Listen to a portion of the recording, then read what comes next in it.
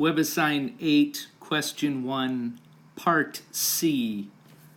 In my case, in Part C, we're combining potassium sulfide with nickel 2 nitrate.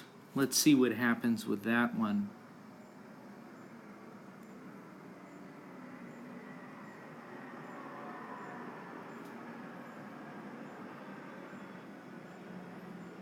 Once again, to predict the products, we're looking for novel combinations of ions. So I'll take the positive ion from the first compound, potassium, and pair it with the negative ion of the second compound, nitrate. I'll also take the positive ion of the second compound, nickel 2, and pair it with the negative ion of the first compound, sulfide.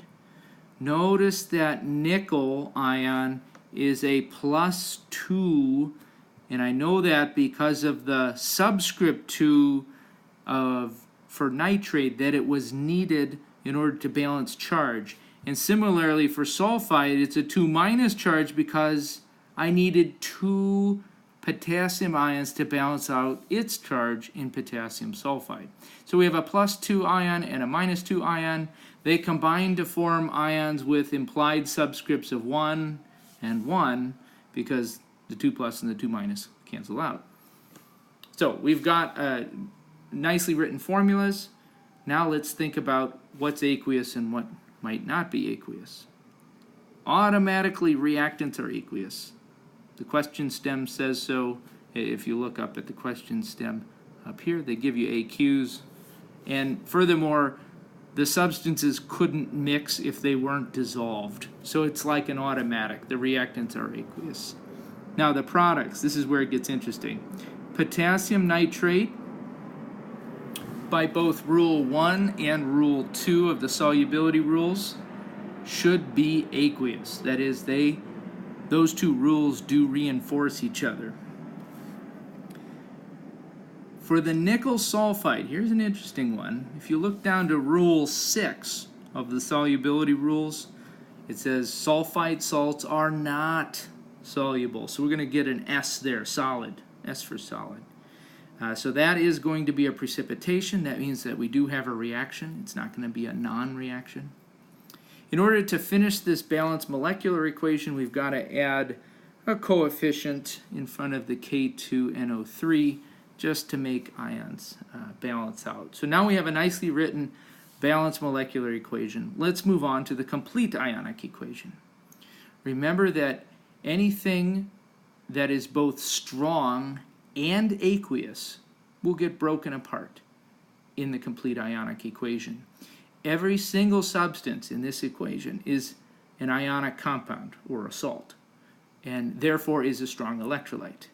But a separate consideration is whether or not it's aqueous. 3 of the 4 substances in this equation are aqueous. We see an AQ for potassium sulfide, for nickel nitrate, and for potassium nitrate, but we do not see aqueous for nickel sulfide, so that's going to stay intact. Everything else gets to be broken apart. So we'll write, because of the subscript 2 in K2S, we get 2 potassium ions, we get 1 sulfide, 1 nickel 2 ion, 2 nitrate ions. Sorry about the sloppy writing. Now for the products, potassium nitrate gets broken apart, and the coefficient in front of K2NO3 applies to both the potassium ions and the nitrate ions.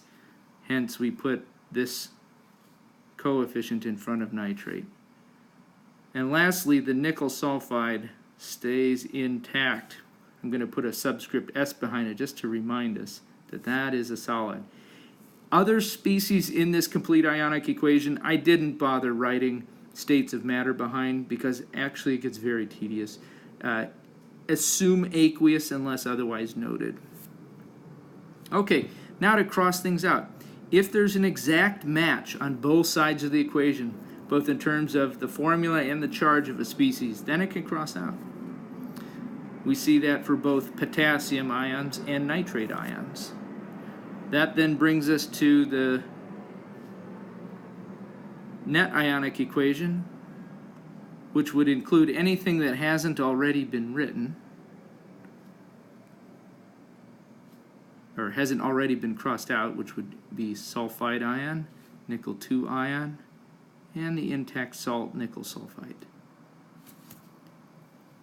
You could then type that into WebAssign, remembering there's a little formatting thing. First of all, back at the top, if you read this carefully, it says type the cation, that is the positive ion, before the anion. Well, the way we wrote this